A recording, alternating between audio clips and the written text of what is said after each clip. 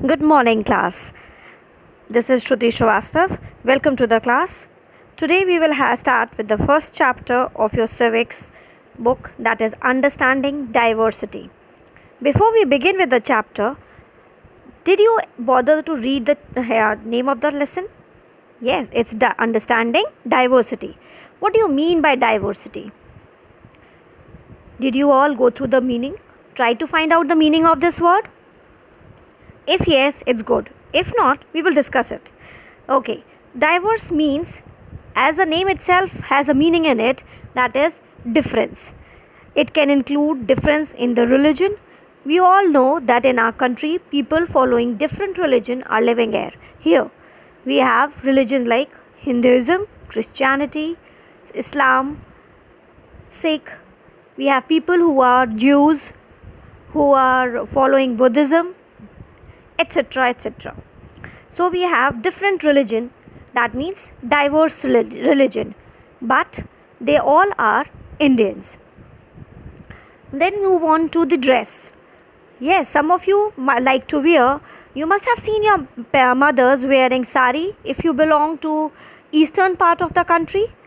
Some of them who is a Punjabi, maybe they like to wear suits even on special occasions. If you move to northeast, they have their own special dress for that particular occasions.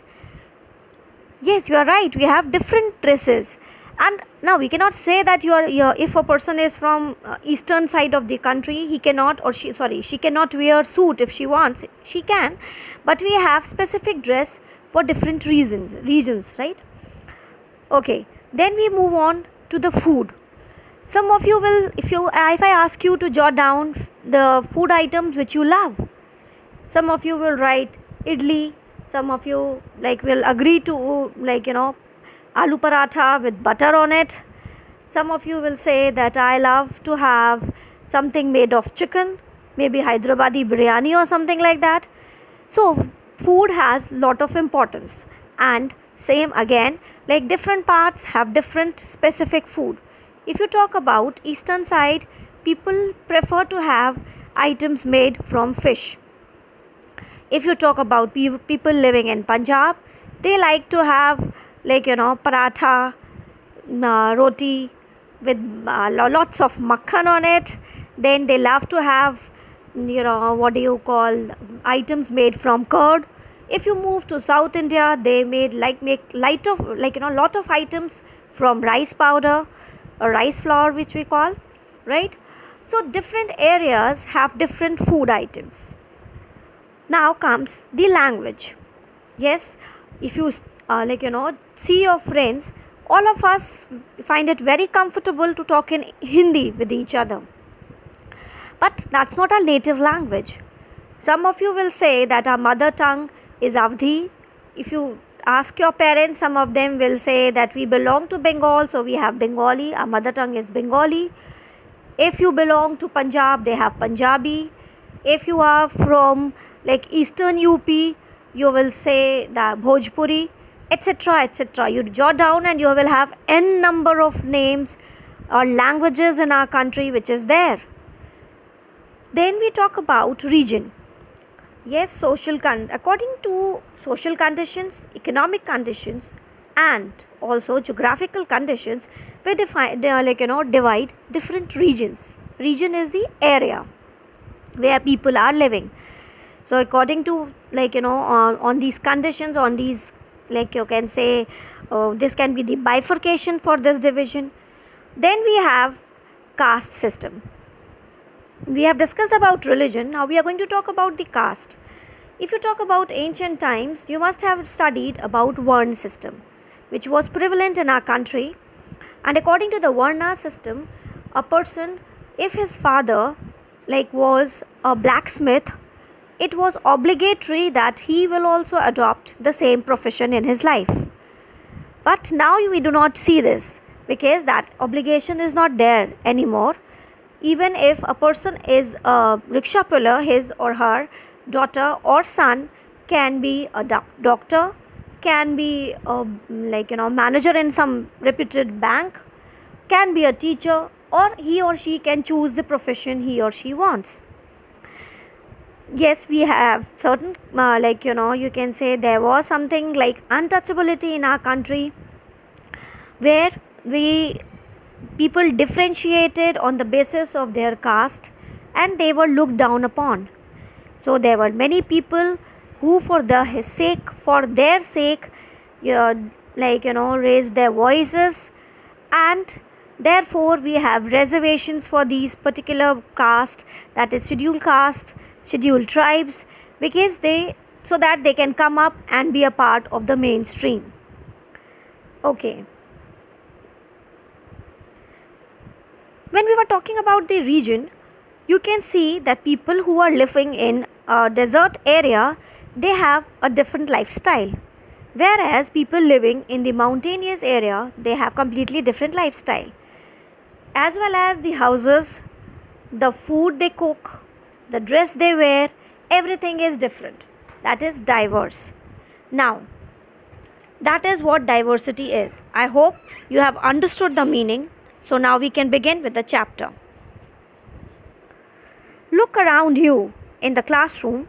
Do you see anyone who looks exactly like you? In this chapter, you will learn that people are different from each other in many ways. Not only do they look different, but they might also belong to different regional, cultural, or religious backgrounds. These differences enrich our lives in many ways and also make them more fun. All these different people who come from all kinds of backgrounds and belong to all kinds of religions and culture help to make India so interesting and so diverse. What does diversity adds to our life? How do India become like this? Are all kinds of difference a part of diversity? Can diversity also be a part of unity? Read this chapter to find some answers.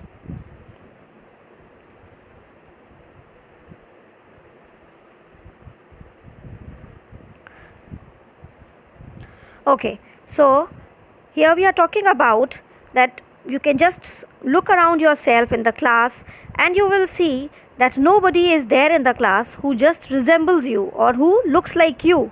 They have different facial expressions, they have different physical features, their color complexion can also be different, their eating habits are different.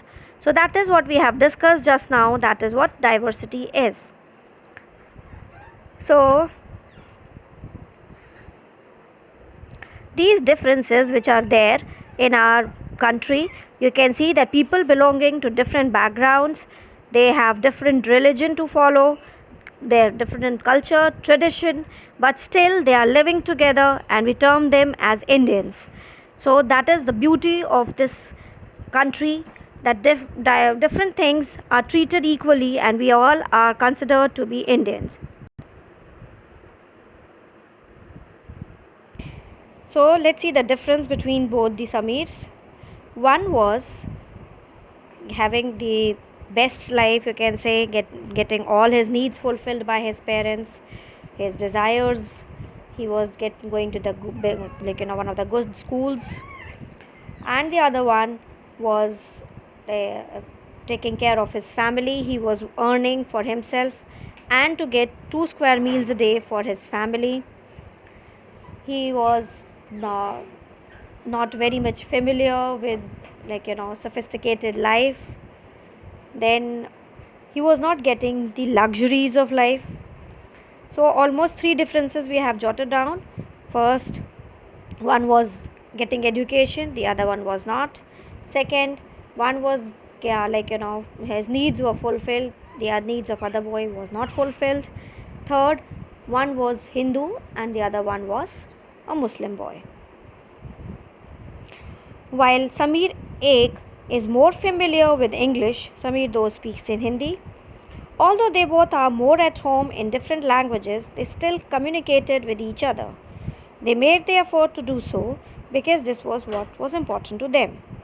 So, like some of you might have different languages at home. If you are a Bengali, you might be speaking Bengali at home when you are conversing with your parents or maybe your relatives.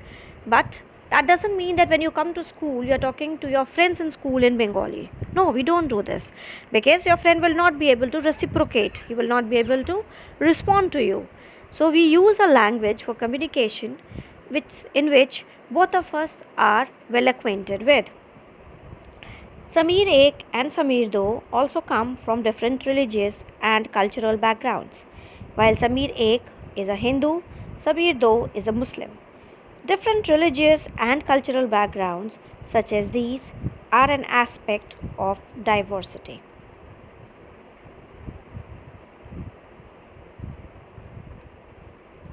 Make a list of festivals that might have been celebrated by the two boys. Okay, can you think of a situation in which you made friends with someone who was very different from you? Write a story that describes this. Okay, in addition to their diverse religious and cultural backgrounds, there are other ways in which Sameer Ek and Sameer Do are different from each other. For example, Sameer Ek goes to school, Sameer Do sells the newspapers. Discuss. Why do you think Sameer Do did not attend school? Do you think it would have been easy for him to attend school if he wanted to? In your opinion, is it a fair situation that some children get to go to school and others don't? Okay, so here we can discuss it. You must have seen that there are people who are not so fortunate that they get the opportunity to go to the school like us or like you. You must have seen that the children of your maids who are working at your house, they are not so fortunate. So do you think it is all right if they are not going to the school?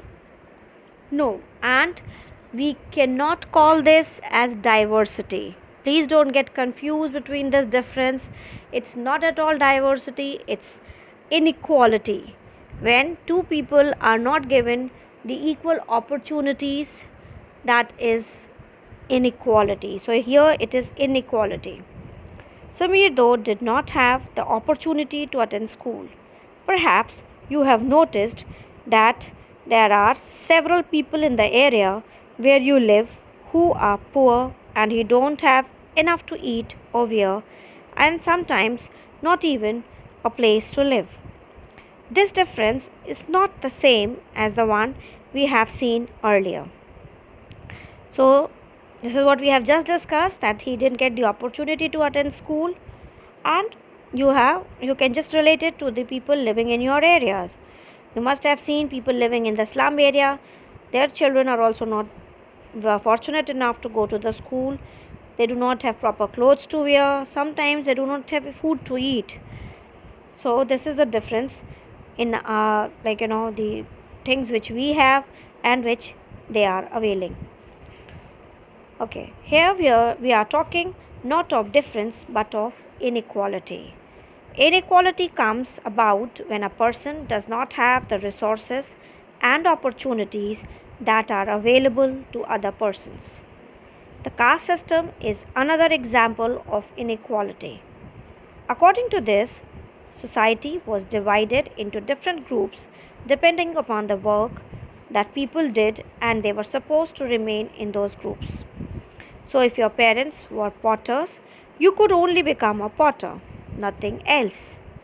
This system was considered irreversible. That means it could not be changed. So, this is what caste system is. It is you can say that it is one of the biggest example of inequality, that society is divided into different groups, and different group were supposed to work differently. If a person was a potter, his son would also become a potter and nothing else. And initially it was believed that this system cannot be changed. And because you were not supposed to change your profession, it was not considered necessary for you to know anything more than what you needed in your profession. So obviously, if it was considered that nobody can change their profession, there was no necessity or use as such that a person should have knowledge about other things as well. Because if a person has to be a potter, he should have the knowledge about pottery only. What will he do with the knowledge of how a blacksmith works? So considered necessary. What you needed is near proficient. This created a situation of inequality. You will read more about this and other inequalities in the following chapters. That's all for today. Please go through the chapter, jot down your queries. We can discuss it on the group, on the WhatsApp group if you have, or you can just text it to me and I'll send a reply. Take care of yourselves, be at home, be safe. Thank you, class.